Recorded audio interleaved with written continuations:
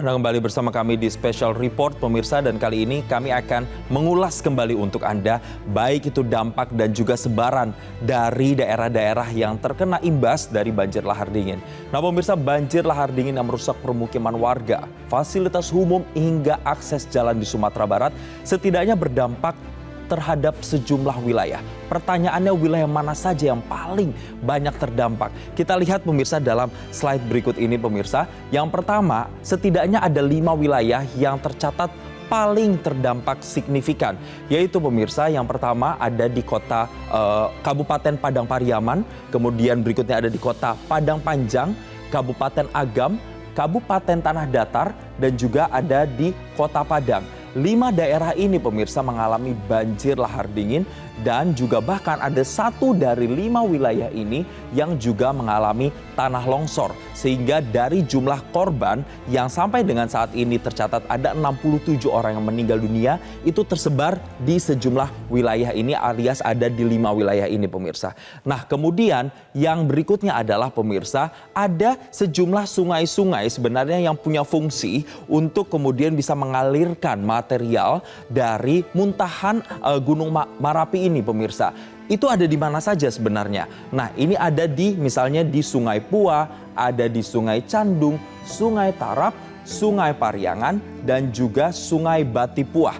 Tapi pemirsa, sayangnya seperti yang sudah saya jelaskan di segmen sebelumnya, bahwa kelima sungai ini pada saat kejadian itu tidak berfungsi. Karena fungsinya yang semestinya mengalirkan material lahar dingin Merapi, namun ini tidak berfungsi karena hujan yang begitu lebat dengan intensitas tinggi sehingga menciptakan jalur baru yang memiliki kedangkalan dibandingkan dengan sungai-sungai yang sudah ada ini pemirsa. Dan bahkan kalau Anda lihat material dari yang dibawa oleh hujan tersebut, oleh air tersebut, itu bahkan batu-batu yang berukuran sangat besar.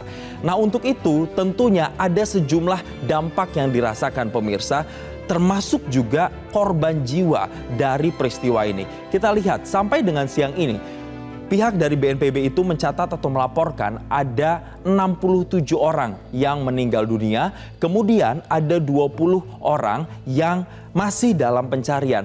Tapi jumlah ini pun sebenarnya pemirsa masih bisa sangat berubah-ubah karena jumlah 67 yang meninggal dunia ini saja baru diupdate sekitar 1 jam yang lalu. Dari jumlah sebelumnya yaitu hanya sekitar 58 orang, tapi kali ini bertambah 67 orang yang meninggal dunia.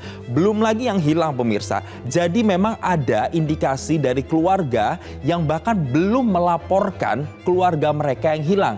Jadi mungkin saja dari 20 orang yang tercatat hilang ini masih ada penambahan lagi. Karena apa? Karena belum ada laporan dari pihak keluarga terkait dengan keluarga yang hilang. Dan kemudian untuk itu pemerintah sendiri menanggapi dan juga mengantisipasi adanya dampak yang lebih besar lagi, maka dibuatlah atau ditetapkan status tanggap darurat yang akan diberlakukan nantinya sampai dengan 14 hari, yaitu terhitung mulai tanggal 13, ini kamera alat pemirsa, 13 hingga 25 Mei 2024. Nah itu pemirsa, tadi adalah sejumlah pemaparan terkait dengan secara umum dampak mulai dari kronologi, sebaran daerah sampai dengan jumlah korban yang masih catatannya masih bisa berubah-ubah. Dan pemirsa, berikut ini jurnalis Metro TV Jose Nicole berada di tenda pengungsian di Simpang Manunggal, Tanah Datar, Sumatera Barat. Dan berikut kita akan simak bagaimana keadaan terkini dari sana. Ini dia pemirsa laporannya. Salah satu tenda yang dibuka oleh Badan Nasional Penanggulangan Bencana. Hari ini Kepala BNPB Lejen TNI Suharyanto hadir langsung untuk meninjau seperti apa persiapan daripada pusat bantuan yang tersentralisir di dekat Simpang Manunggal ini. Visual yang Anda lihat saat ini merupakan salah satu bantuan yang sudah disortir secara rapih oleh pihak berwajib, dalam hal ini BNPB, untuk para bantuan kepada masyarakat, dan beberapa hal seperti popok bayi, tisu, handuk, dan juga hal-hal yang berkaitan dengan sanitasi dasar seperti juga makanan yang siap saji dan lain sebagainya sudah dikerahkan. Beberapa hal yang juga dapat kami informasikan, Anggi, memang kami masih lihat banyak sekali anak kecil yang berada di wilayah posko yang terpadu ini. Anda lihat di sini merupakan salah satu tempat rujukan bagi para pengungsi yang merasa aman begitu, karena pihak yang berwajib selalu standby di sini. Kami melihat adanya tim medis, tim konselor, dan juga beberapa pihak daripada pemerintah kabupaten kota maupun provinsi. Dan beberapa informasi yang dapat kami sampaikan, Anggi dan juga pemirsa, Tanah Datar ini sendiri berkaitan dengan total daripada pengungsi di tingkat kabupaten ini sebesar 2.700, sedangkan untuk yang berada di sekitar Simpang Manggulang ini berada di angka 399. Dan memang salah satu hal yang menjadi keputusan daripada warga sekitar ini adalah tidak terlalu melakukan mengungsi yang tidak terlalu tersentralisir di sekitar Simpang Manggulang maupun di wilayah yang terlalu jauh, terutama yang berkaitan dengan daerah di dekat sungai yang meluap karena masih terisolir. Maka warga di sekitar sini lebih banyak memutuskan untuk tinggal di rumah kerabat-kerabat yang mereka kenal yang tidak terlalu jauh dari posko ini. Dan Anggi, seperti inilah situasi terkini dari tenda BPBD, dan untuk sementara demikian yang dapat kami laporkan. Kembali ke Anda di studio.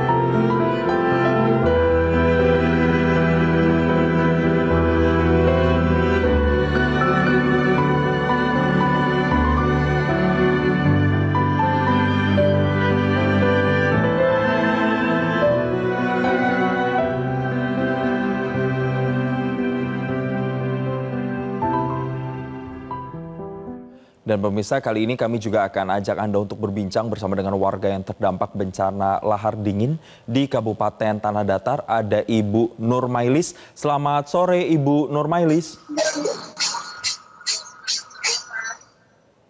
Ya, Ibu Nur, boleh mungkin audionya masih kurang jelas begitu? Boleh cek audio lagi Ibu? Boleh jawab saya? Ya, selamat sore Pak. Ya, baik, sudah mulai terdengar. Baik, Ibu sekarang boleh dijelaskan saat ini berada di mana Ibu?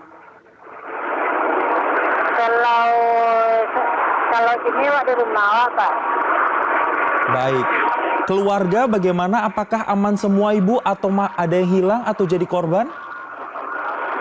Alhamdulillah ada juga ada Pak. Baik semua Ibu ya. Baik, Ibu ini kan juga menjadi warga yang terdampak di sana. Bagaimana keadaan rumah Ibu saat ini, Bu? Apakah ikut rusak juga atau bagaimana? Kalau sekarang monyet ini nggak ada. Bersih semuanya Pak. Bagaimana Ibu, rumahnya saat ini berarti kondisinya masih layak nggak ditinggalin? Kalau di rumah saya tolong bersihkan Pak. Baik, oke. Ya, Ibu pada saat kejadian di hari Sabtu itu, di Sabtu malam, pada saat itu Ibu posisi lagi di mana dan kemudian saat itu kejadiannya kayak gimana Bu Nurmailis? Kalau saya sudah sholat, saya sudah tidur Pak. Tiba-tiba suami bangunkan, Kadang tibo, sini tu langsung terlepas sudah lagi lah dalam masih ke kamar. Oke, berarti ibu waktu itu berusaha nyelamatin diri keluar rumah atau tetap berada di rumah, Bu? Kalau lari keluar rumah Pak, lewat kampungnya, kadang lalu ke belakang. Oke. Ke belakang lalu lewat jendela. Lewat jendela. Ibu dalam satu rumah, oke. Ibu dalam satu rumah itu ada berapa anggota keluarga, Bu, selain ibu? Kalau saya berenam Pak, berenam. Berenam itu siapa aja, Bu? Anak berempat, bapak seorang, manggilnya seorang. Oke, ada 6 orang begitu ya, Bu ya. Pada saat kejadian mungkin ibu lihat nggak di sekitar ibu, tetangga ibu ada yang jadi korban atau mungkin ada yang saat ini hilang anggota keluarganya, Ibu Nurmailis ada tahu? Di depan rumah saya sudah habis semuanya Pak, nggak ada lagi. Habis rumahnya roboh. Roboh semua ibu ya? Nah, roboh semuanya. Yang anaknya meninggal 1. Oke. Ada yang melaporkan meninggal. Ada yang hilang nggak, Bu? Yang ibu tahu, tetangga ibu atau orang-orang di sekitar ibu? Ada yang hilang sampai sekarang belum ketemu Pak. Berapa orang ibu yang ibu tahu lagi hilang sekarang dan lagi dicari? 3 orang Pak. Oke, ada 3 orang begitu ya. Baik, untuk Iya. ibu kan saat ini kan sedang banyak bantuan yang datang ke ibu. Nah, ibu boleh diceritakan bagaimana dengan logistik makanan, ibu kebutuhan sehari-hari. Apakah itu tercukupi untuk ibu dan keluarga saat ini, Bu? Alhamdulillah mencukupi Pak. Apa, Bu, yang paling dibutuhkan kalau gitu saat ini, Bu? Di sana saat ini? Susahnya apa Pak? Mau rupa barang makanan atau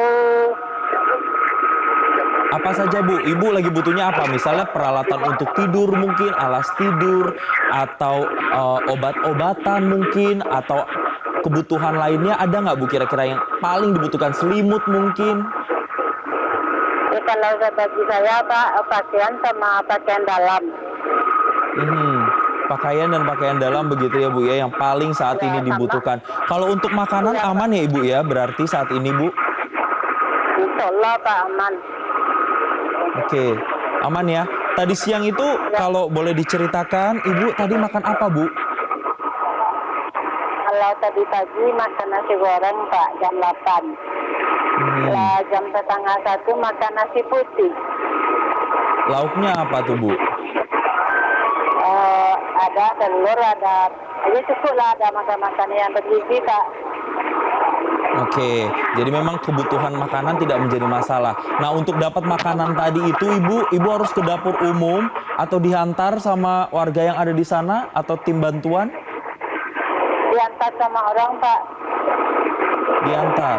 Itu bentuknya nasi kotak begitu ya, Bu ya, atau gimana, Bu? Nasi kotak Pak. Nasi kotak ya, Bu ya. Oke, Iya. Ibu kalau kondisi kesehatan Ibu dan keluarga sendiri saat ini gimana, Bu? Ada sakit-sakit nggak, Bu? Kalau saya sakit Pak, tangan sakit sebelah kiri Pak.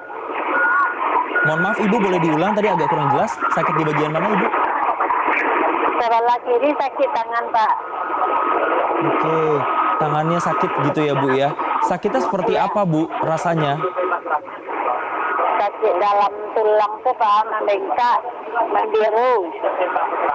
Oke, itu membuat aktivitas Ibu jadi ini nggak? Jadi susah nggak, Bu? Susah lah Pak, nggak bisa diangkat. Oke, baik. Terakhir, Ibu, karena ini saat ini kan pemerintah banyak juga kemudian pihak-pihak yang lagi bantu warga di Sumatera Barat, khususnya juga Ibu di Kabupaten Tanah Datar. Apa, Bu, yang ingin disampaikan kepada pemerintah misalnya atau masyarakat untuk bisa mendoakan dan membantu warga yang ada di sana, Ibu? Ya kalau bagi saya terima kasih banyak-banyaknya Pak. Kalau bagi saya bahkan saja lah cukup saya Pak. Baik. Doa sebanyak-banyaknya Bu ya, semoga nanti masyarakat di sana benar-benar bisa pulih, kemudian bantuan-bantuan yang paling dibutuhkan itu benar-benar bisa tersampaikan untuk warga yang ada di sana. Sekali lagi Ibu, kami mewakili Metro TV turut berduka, turut bersimpati atas apa yang terjadi di sana. Semoga nanti banyak pertolongan dan juga perbaikan yang terjadi. Terima kasih Ibu Nurmailis dari Kabupaten Tanah Datar, Sumatera Barat telah bergabung dan berbagi cerita bersama kami. Dan pemirsa, usai jeda berikut ini kami masih akan hadirkan informasi terkait dengan dampak dari bencana lahar dingin. Tetaplah bersama kami pemirsa di Special Report.